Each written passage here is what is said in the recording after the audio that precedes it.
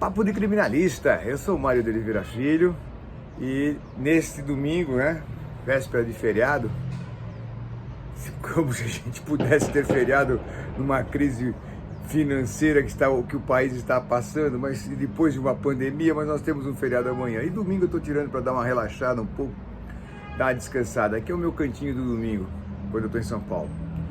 E eu quero trazer uma história para vocês, que era feio, né?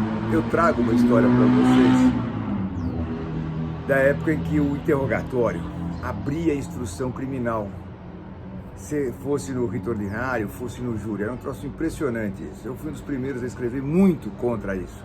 Sempre entendi que o interrogatório deveria ser o último ato, porque o réu não se defende apenas da denúncia, mas das provas que são produzidas, e ali não tinha jeito. E eu fui fazer um júri com um grande promotor de justiça chamado Paulo Edson Marques, um homem de uma rara inteligência, de uma oratória fantástica, e o caso era bem complicado. Não era um caso de grande repercussão, mas tinha lá a sua repercussão. E era comum advogado e promotor conversarem, não havia o menor problema. Hoje, você, para conversar com o promotor, tem que entrar num bunker, é um negócio de maluco. Mas ali eram dois profissionais conversando. E eu entendia que o réu teria agido em legítima defesa e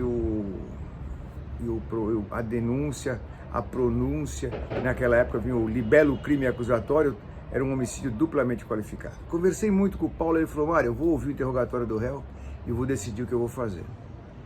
E eu fiquei na espreita, aguardando, bem ali, começa o interrogatório. E o Paulo fazendo ali, e não podia fazer perguntas, as partes não perguntavam, era ato privativo do juiz, outra maluquice desse código de 41.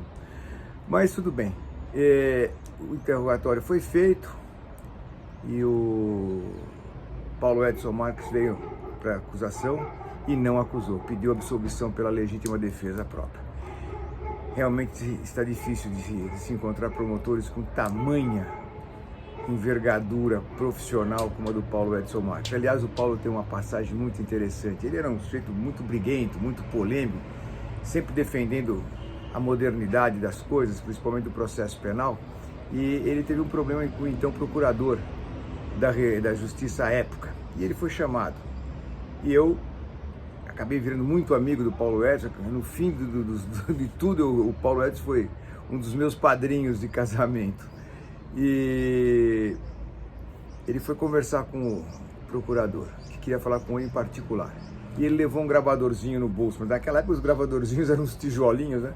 E o cara era mais alto que ele, olhou assim: o senhor sempre grava as conversas que o senhor tem? E ele, de pronto: não, só quando eu converso com canalhas. Fica a lição. Papo de criminalista, a gente volta. Um grande